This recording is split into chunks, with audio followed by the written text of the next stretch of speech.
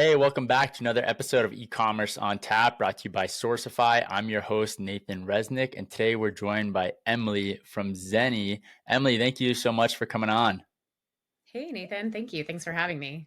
So before we dive into what supply chain looks like at Zenni, and previously I know you were leading supply chain at Hubble, I want to learn more about you, how you got started in supply chain. Tell us, your background story. Yeah, absolutely.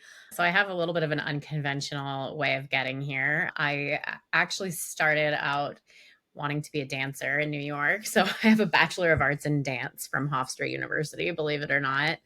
And after graduating, I got my foot in the door at a startup at the time, Birchbox, where I was for 4.5 years starting my professional journey. I started on the customer service side. And at the time, Matt Hertz, who's also pretty well known in the logistics world, was running their logistics and operation. And I took a quick interest in it on the customer side because you're just hearing complaints related to logistics all day about missing in transit, damaged, didn't receive my full order. I started reporting to Matt on just firsthand things that he wouldn't hear himself from the customer service side. And when he had an opening on his team after I'd been there for just shy of a year, he was like, "You're already working closely with us. Come on over." So the rest is kind of history from there on how it all began for me. But there, I was able to grow into managing a logistics team. That was where I really had my first trial by fire hand at running a team, running all outbound and fulfillment contracts for them. And after I was at Birchbox for 4.5 years, I moved into the direct to consumer mattress space for a little bit. So I was at Helix Sleep and then Nectar, or Resident Home is their holding company.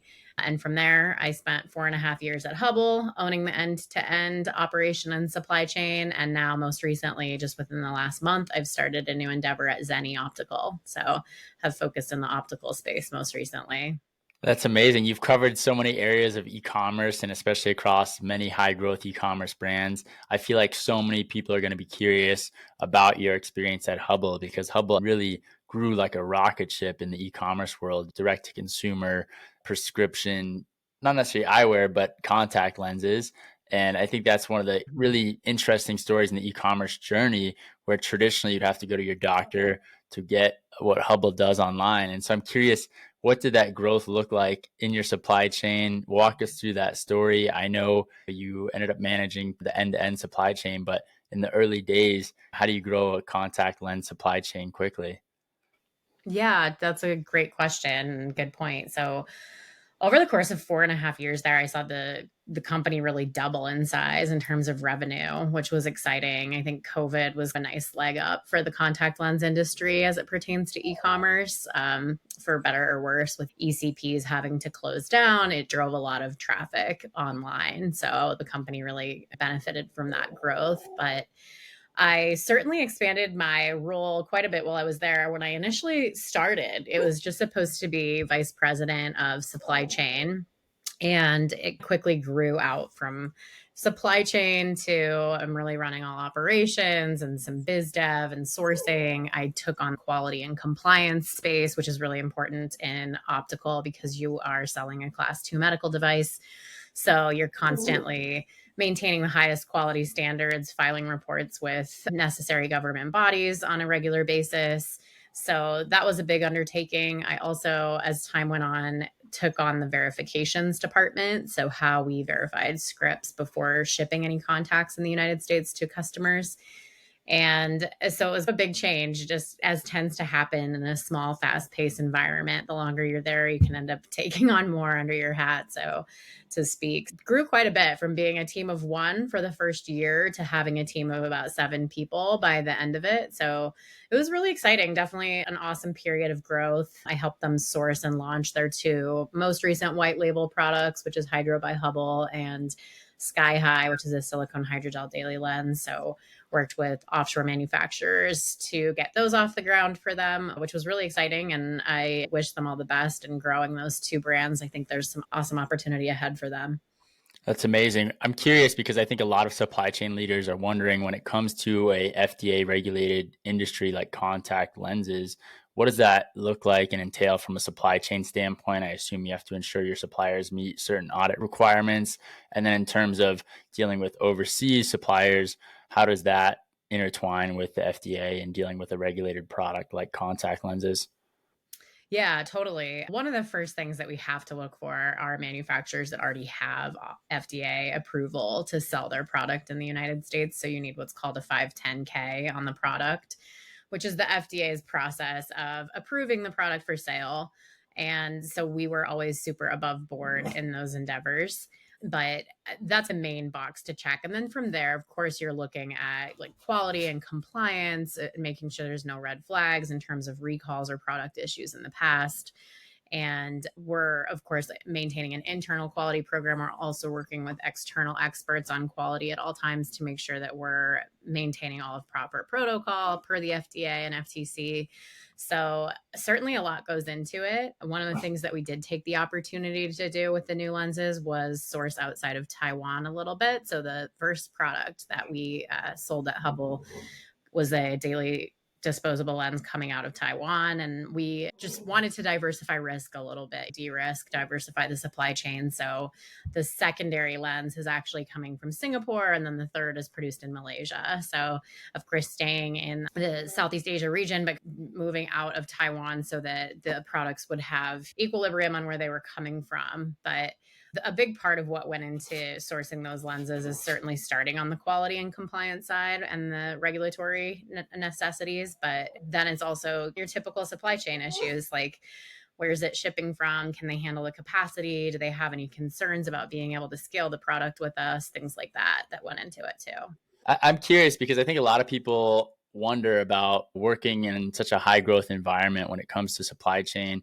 How do you forecast with your factory? How do you not run out of inventory? You see some of the fastest growing e-commerce brands deal with inventory outages, which obviously stalls growth and revenue. How do you forecast in that environment when you're growing so fast? Does that involve interacting and understanding day to day of what's going on with your marketing team? How do you present estimates to your suppliers overseas? What does that look like in a high growth environment? Yeah, I would say forecasting was one of my biggest challenges there in a way. Definitely what kept me up at night because it was a long lead time, of course, coming from Asia and having the necessity of safely producing a contact lens device can take quite a bit of time. And we were subscription only, which is also another challenge for forecasting because and take your customer acquisition and your retention rates and do your best, but those things tend to be volatile and change quickly. So you're constantly trying to have a magic 8 ball that's 4 to 6 months out when you're forecasting a business like that. And of course, cash flow is everything. So maintaining tight cash flow around inventory controls while also making sure that you're not going to stock out was mission critical because when you get someone on a subscription for a medical device, the absolute worst case scenario would be having to say, hey, Nathan, we're out of your product this month and we can't ship it. You're definitely going to churn customers out that way. So the goal was to always run it as tightly as possible so that we weren't sitting on way too much inventory, tying up cash, but to also ensure we never stocked out of a SKU. So it was quite a bit of a juggling act, I would say. Definitely the closest to a supply chain nightmare I've ever come is thinking that we may stock out of a couple SKUs one month when freight was running particularly slowly and having to step up to paying some outrageous air freight rates to get inventory in. But fortunately, we were able to do that and any crisis was averted, but it was definitely a major cash outlay that was unfortunate. But forecasting a business like that, it's definitely stressful. Like I said, can be something that keeps you up at night, but is pretty critical to keeping a healthy supply chain and healthy business going there. I think that's incredible to not have to air freight any inventory there ever. That's incredible. Most people or leaders in the supply chain space that we interview have a story where they had to air freight in some inventory in the case of a high growth brand running out of supply. It's just horrible when that happens. And so we've seen time and time Mhm. again having to air freight inventory. And usually it's just a matter of fact for a high growth e-commerce brand. So I think it speaks just so highly of you and your team in terms of being able to forecast in that environment and understand two key components of how do we manage cash flow, but how do we not run out of inventory? I think that's the hardest thing to do as a supply chain leader when it comes to forecasting. I'm curious because you really focused on the whole end to end process at Hubble. What was your favorite part of the supply chain there? Oh gosh, that's a tough one. I would say it was never boring. There was always something to be working on, some new growth plan or something to focus in on improving and finding continual improvement. So I would say just every day was a new thing, kept it exciting, kept it fun. I really enjoyed a lot of the relationships I got to build and the vendors that I got to work with and the landscape there. We were definitely good at knowing when to rely on an outsourced party versus bring it in house. So I got to just work with a lot of different types of people, a lot of different types of organizations to keep that running smoothly, which was a lot of fun. I think for me, my favorite part in general is just the relationships you build along the way. It's awesome to see how that can grow from one role to the next, your network and who you know, so to speak. And I think that was definitely a lot of fun about working there is that there were so many different facets to the business that I got to work with all sorts of folks, different outside agencies. It's a small team too. Hubble's only about 25 people full time. So there's a ton of overlap and getting to cross functionally work within the organization. There's really no part of the business that you're not seeing and touching when it's that small, but doing that much volume. So it was a really cool opportunity in that way as well.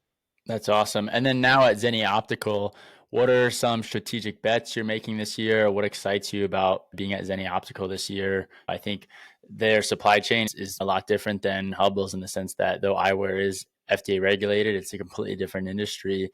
And there's so many different angles that you could say in terms of different strategic bets that we're making this year, given the current e-commerce climate is a lot different than the crazy growth that e-commerce saw during COVID. From our perspective at Sourcify and what we see, a lot of brands have slowed down a little bit or expanded their product lines into other categories or into other angles to continue to grow revenue.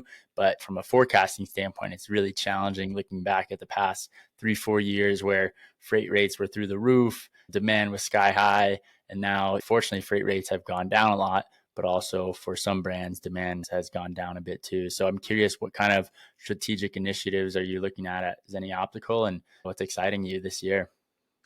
Yeah, definitely a different role for me to a certain extent, coming in with more of a keen focus on expanding some specific business areas for them, utilizing my prior experience. But I think what's exciting for me is that it's a change of pace in that it's a much larger organization. It's actually been around for 20 years already, which a lot of folks don't even necessarily know about Zenni, totally privately held.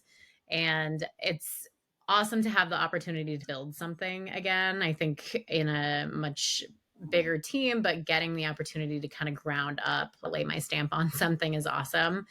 We are focused on moving into accepting insurance, which is something that we haven't done previously at Zenni. So there's an awesome area of opportunity for us there to expand into the optical insurance space.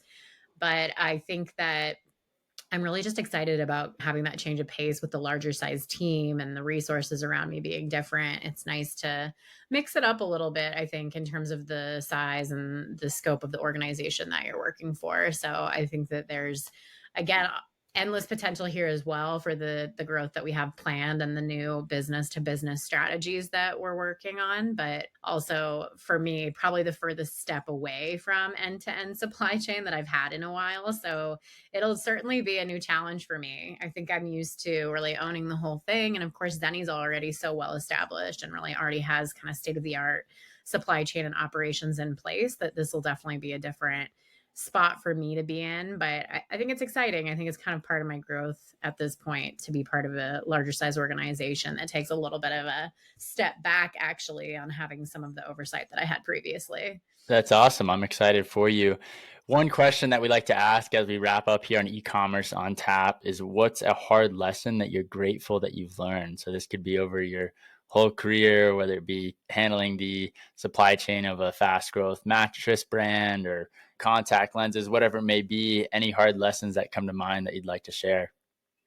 Oh, that's a good one. I think for me, something that someone said to me once, a former boss said, "You can't know what you don't know," which is a little cliche, but I think it's easy to get a little overconfident at times when things are running well and you have a lot of experience and you're feeling super confident in your capabilities.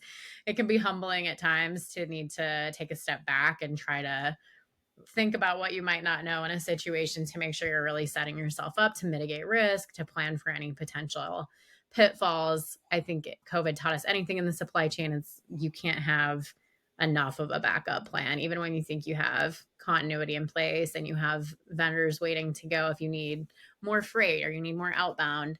It's like you can never do too much of that. So I think not getting too confident, not getting too level set in the ho hum of the day to day is especially critical. And I sum it up with those words that I'll never not hear that boss saying of you can't know what you don't know.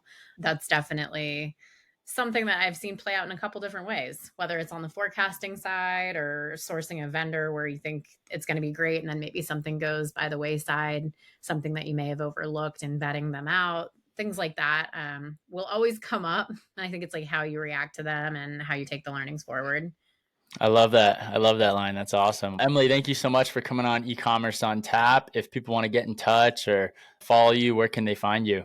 You can find me definitely on LinkedIn, or my email is super easy. It's just emily.sewell@zennioptical.com. Would be happy to chat with anyone and look forward to the networking opportunity.